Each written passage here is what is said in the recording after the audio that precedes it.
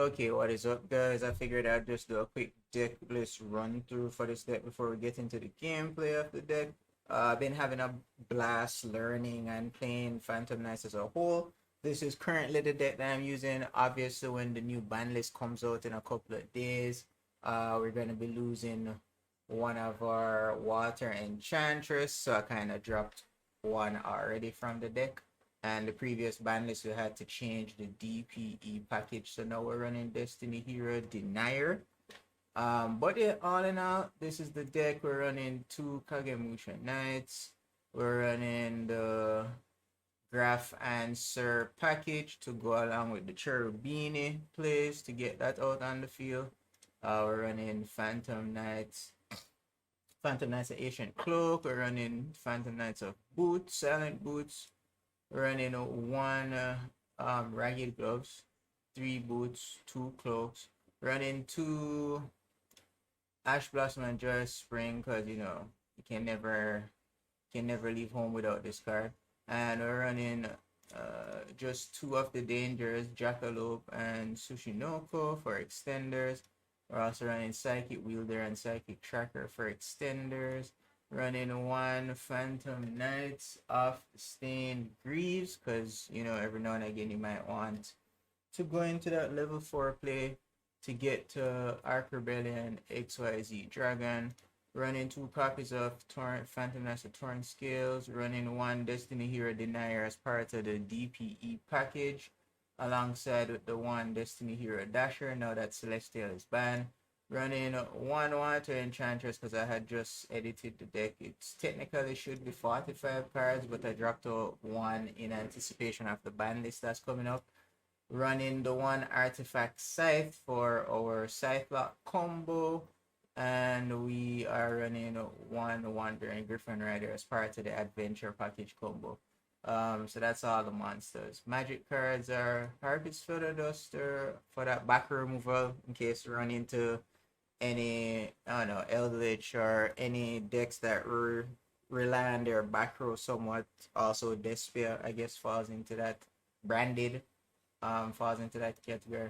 Running the 1 Foolish Burial so we can potentially dump the Water Enchantress if needed, as well as any other Phantom Knight stuff that we might want to drop into the graveyard. Running 1 Rota Reinforcements of the Army so we can search out our Phantom Knights, Torn Skills, or anything else that we might potentially need at the moment. Running the 1 copy of Fusion Destiny because that was also dropped in the last ban list update to 1. Running the 2 copies of Rite of Artemisir. Running the 1 Dracobat the Rideable Dragon.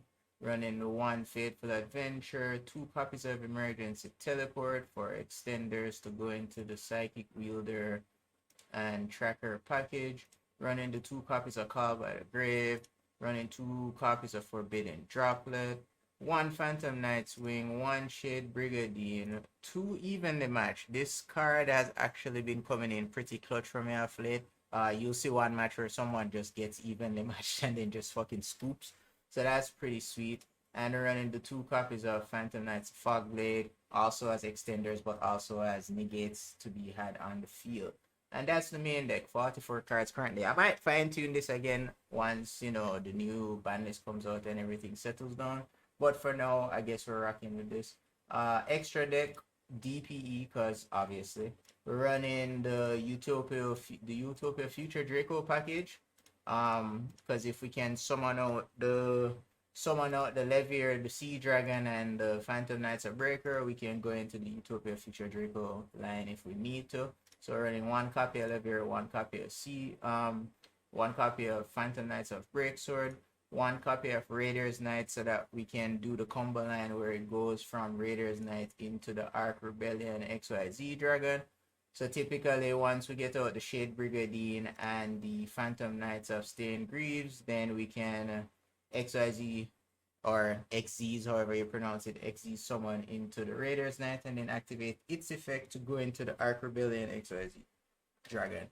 We're running the 1 copy of Link Spider in case we need to link away the Shade Brigandine so that we have an effect monster that we can go into Verte Anaconda with, or just basically to use as additional material for anything else. Running the 1 copy of Cherubini, Ebon Angel of the Burning Abyss, because obviously Phantom Knights.